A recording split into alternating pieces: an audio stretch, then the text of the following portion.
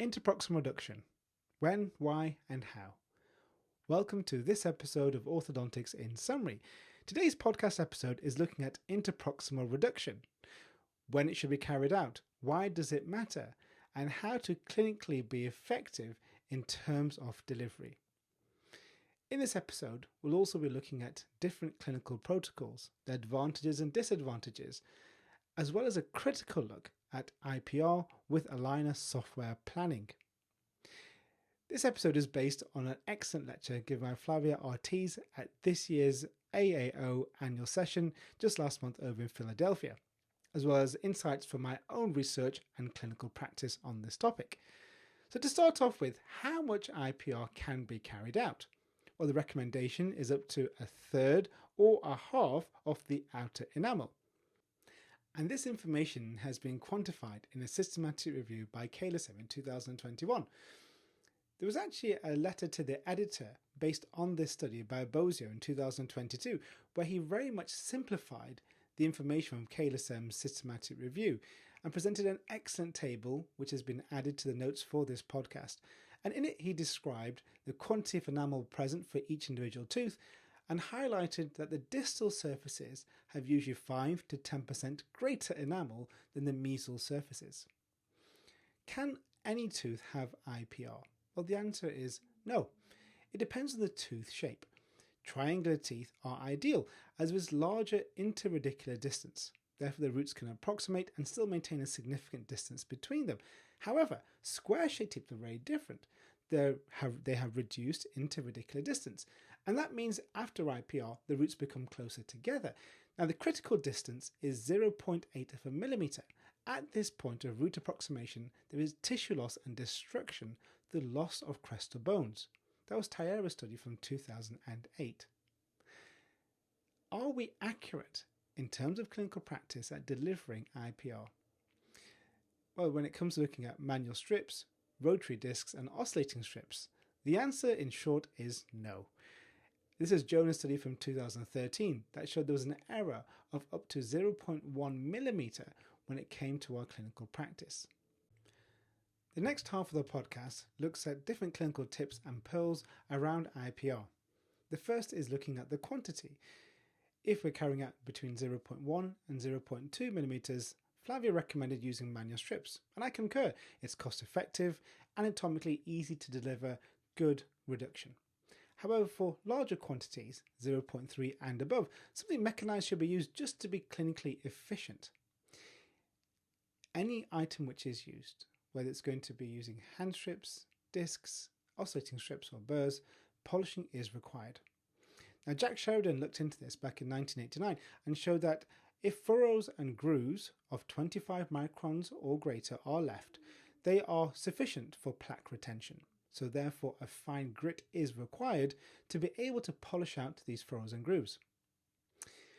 The next thing that Flavia recommended was for posterior interproximal reduction and the use of separators. And this allows her to gain access to that contact point. However, this results in separation at that interproximal contact point. So therefore, to quantify the amount of IPR, the posterior teeth require measuring before and after. In terms of the equipment used, Flavia recommended the use of a burr, a needle burr in the posterior segment, as it enables horizontal contouring or anatomical contouring at the same time as reduction. Now, the key to the technique with a burr is to maintain absolute parallelism to the occlusal plane. Now, with the use of a separator in my own clinical practice, I find that can be cumbersome. And actually carrying out reduction without separation enables reliable measurements of that site using an IPR gauge. However, it does mean a more technique-involved process of breaking the contact point. And for that, I recommend using a smaller instrument, whether it's mechanized or manual strip, to enable that process. Next is, how do we quantify the amount of enamel required beyond simply crowding analysis? Well, Flavia spoke of two ideas, that of Bolton's analysis and proportionality. Now, we're all familiar with Bolton's ratios, 77.2% in the anterior segment and 91.3% in the overall. But proportionality should also be considered in this process. So in the upper, the canines are 90% of the central incisors and the lateral incisors are 70% of those central incisors. Now, adding these two together, we can work out whether we need to actually carry out more reduction or potentially addition of tooth structure itself. Now, in terms of proportionality, it becomes difficult, in my opinion, to work out, well, where should we intervene? At what percentage point? Should we wait for the look at the standard deviation? Or is there something else that we can use in that process? I found an excellent quote by Jack Sheridan, one of the pioneers of interproximal reduction, in his JCO interview in 2007, and I'll quote him. In this particular topic of looking at tooth size ratios, he described it as not to do preemptive stripping for balancing tooth mass ratios between arches. Chances are it will work out just fine. Now, there was some evidence that came out the same year in 2007 by Uthman, and what they found was actually proportionality was only clinically irrelevant as a discrepancy when 2 millimeters were present. And I do like this idea of managing the malocclusion and perhaps addressing proportionality in terms of finishing and detailing in our assessments. Flavia then spoke about another method of carrying out assessment, and that is based on Vincent Cockridge's famous statement that we need to establish the vision. And in a modern context, Flavia uses digital planning to work out both her space analysis in terms of crowding, but also proportionality planning as well. Now, when it comes to delivering high quantities of IPR, 4 millimeters or so, Flavia recommends starting actually from the posterior segment and moving towards the anterior, with the rationale that the largest quantity of enamel is present in the posterior segments. Now, Flavia does acknowledge this can be an anchorage demanding process, moving each tooth individually posterior into that space, and for that the arch length should be maintained, using stops and the like to ensure it's there.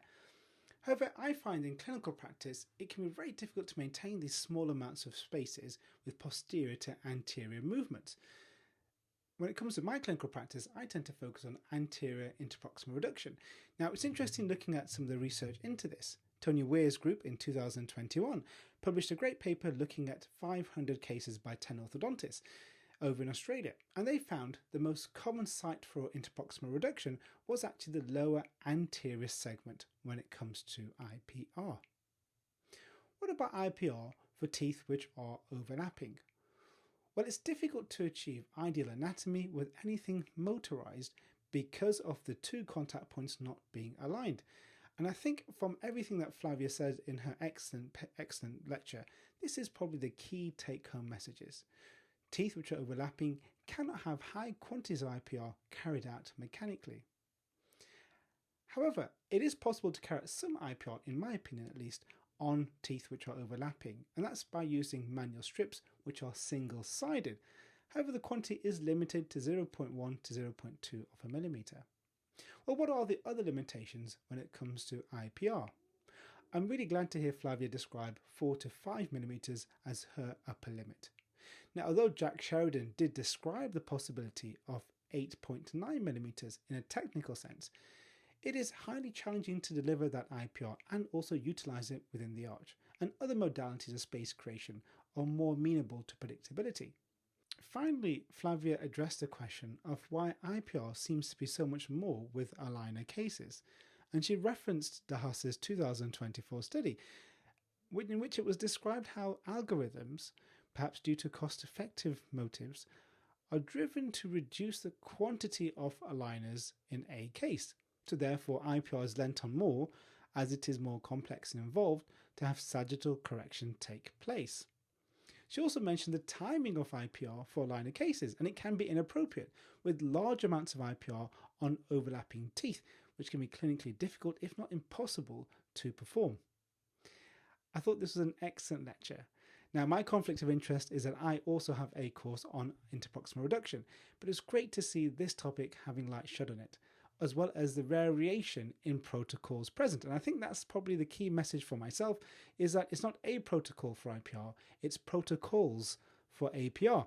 And as the phrase goes, there's more than one way to skin a cat. In this case, it's skinning enamel. So an update for me, I'm quite excited for our TAD Odontics course, our inaugural course, which is going to be next week on the 4th of July. It's going to be online, and our hands-on day on the 5th, which is going to be really exciting. As always, please do subscribe and look forward to the next episode.